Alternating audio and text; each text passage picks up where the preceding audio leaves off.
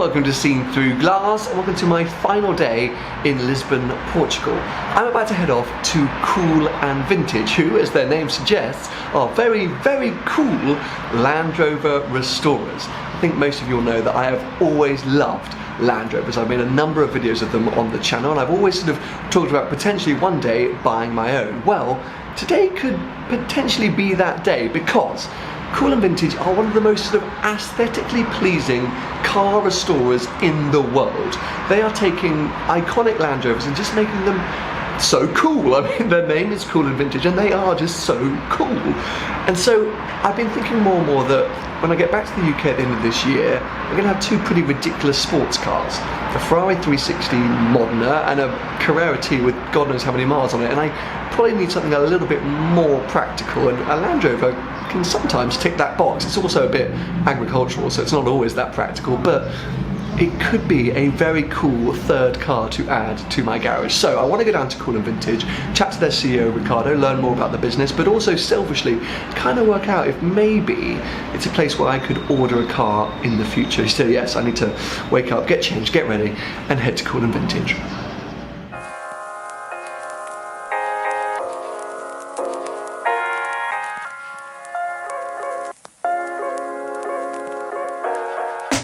Pᴏʀᴛᴜḽᴜ is a business that started with the passion for automotive in general, but especially Land Rovers. It kind of evolved slowly, and it got more serious in the last 4 to 5 years, I would say. Land Rovers, because it was the first car I ever drove. I drove one when I was 7, and it's been my long life passion. So I love all cars in general. I own a few different classic cars, but Land Rover is the one that really gets me. It's the one I have the most passion for. So if I would just have one, that would be it. Social media is an important part of the business, of course, because we don't do any sort of advertising anywhere, and people just come to us. And originally, because I'm not a very good seller and I don't like to sell, the idea is to create a story in the way that people would want to come and have their cars restored by us. So it was a necessity. It came out of a necessity. It was carefully planned from the beginning to be a very aesthetic driven brand, and has a lot of, it's fueled by art and photography, I would say. I'm a big fan of photography, and so I think it's a very important part of it. So Instagram, it was just very easy for me because the whole thing just kind of sits on photography. Well, some people say I'm obsessive compulsive, which it's probably true, and so I have a very strong opinion about everything, especially if it's aesthetic.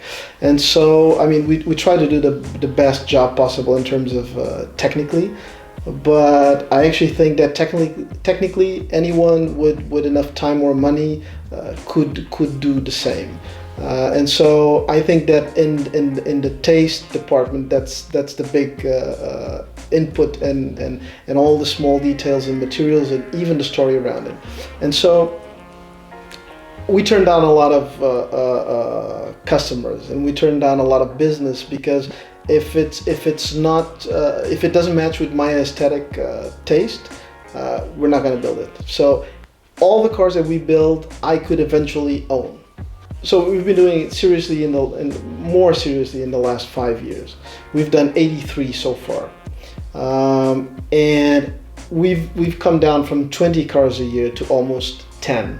So it's going down because I really want to do it the way I imagined it, and not really how people think the car would look. So it's kind of the other way. We'll keep it small.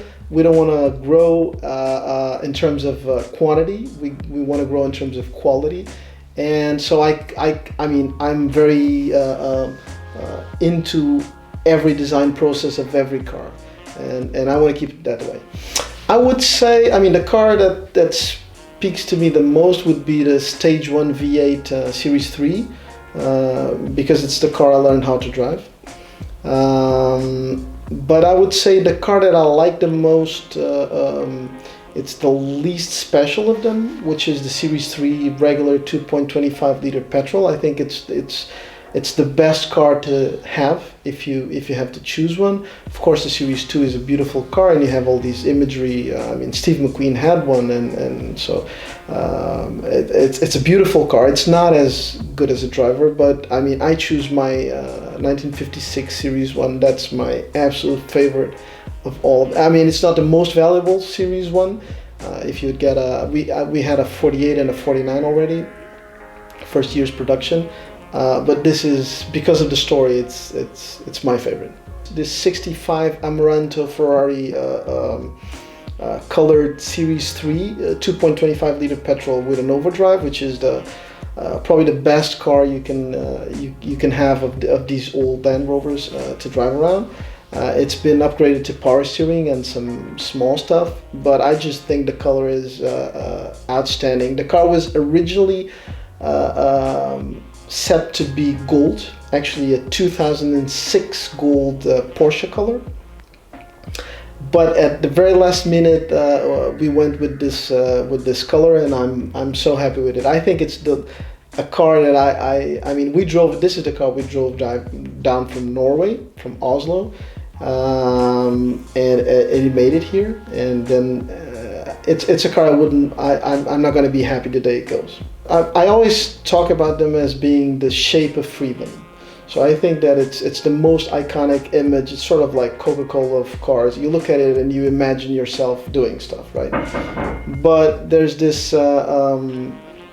once in South Africa, I was renting a 4x4 to drive around, and they had this sort of menu of all the cars that they had available. And for me, this is the absolute best description of how you would say a Land Rover is completely different from everything else. And you had this Toyota Hilux pickup, which was the cheapest and very good off-road, and then you would have this VX Land Cruiser, the best off-road, king of the off-roads, whatever. And then and all of them had this feature. What was the best about them? And when you get to Land Rover, it's the most photographic. And so I think is the best description possible. I mean, if you want to include a car in the photo, and you're somewhere in the middle of nowhere, it's got to be a Land Rover. The 56 Series 1. Okay. I bought from a friend of mine. Sure. One owner from new. It was from his grandfather, and it was fully restored mechanically, but we left it looking original. I love that's the fact that it looks so beaten up is the best part about it. I mean, it was this is like an old Portuguese plate. This means that this car was in a farm in this part of the country, which is in the south, and it was a workhorse for all its life, and so he didn't have any use for it. He didn't like it, so I bought it from him and rebuilt it completely mechanically. Actually, we take it to Biarritz no way. For the Wheels and Waves. That's awesome. And we drive with 6-7 people on board. I can see the front, the 3-seater at the front is the. Look at that. And in the back, everybody just seats on. Oh, wow. Yeah, that's brilliant. Absolutely epic. You've got the stickers on them as well. Yeah, I think I'm with you that's how they should be. Yeah. You know, always just absolutely sort of beaten and abused. But I guess the great thing for you is that it's running and it's working. Yeah. Yeah. This does like 100 kilometers an hour, which is good. Yeah, really good. This is from a guy from the UK that owns a lot of TVRs and stuff like this. Okay. He's actually you said you were here for the Web Summit. He invests in startups. Okay, wow. And I'll just show you some. It took a long time to source this one.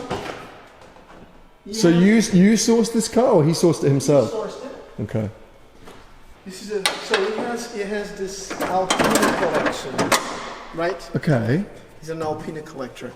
This is an original, one of 750 ever built, with a 2.8 liter BMW 6-cylinder engine. Oh my god. And so we know nothing of these engines. So we're rebuilding the whole car, and we're getting this completely redone Alpina engine with about 350 horsepower to swap for this one once the car is completely. But how? So it was a limited edition car back this is South Africa built. They had this I would say, assembly plant.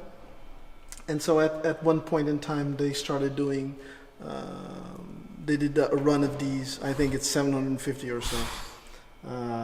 So it's quite fascinating. Really, It's like unexpected. really modern, like you're Like really the oven is, unexpected. I was like, what is that doing in there? Yeah.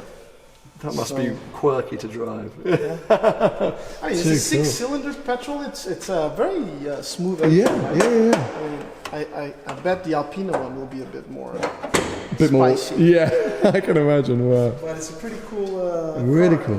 Not many of those in Europe. No. Well, back at the hotel, and how do I sum that up? I worry that maybe I'm not cool enough to order a car from Cool and Vintage.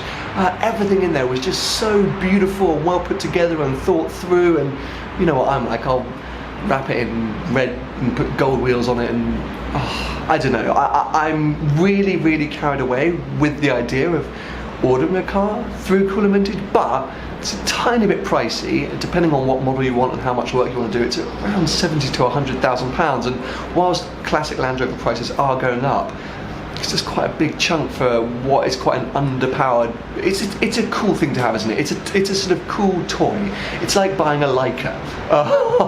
It's more of a statement piece than anything else. But anyway, who knows? I'm so grateful for the opportunity. I hope you guys found it interesting and informative. A bit of a sort of sit down, another sort of Pᴏʀᴜᴜ style video. But I hope you've enjoyed it. Give it a thumbs up and let me know in the comment section below. Do you think I should order a Cool and Vintage Land Rover?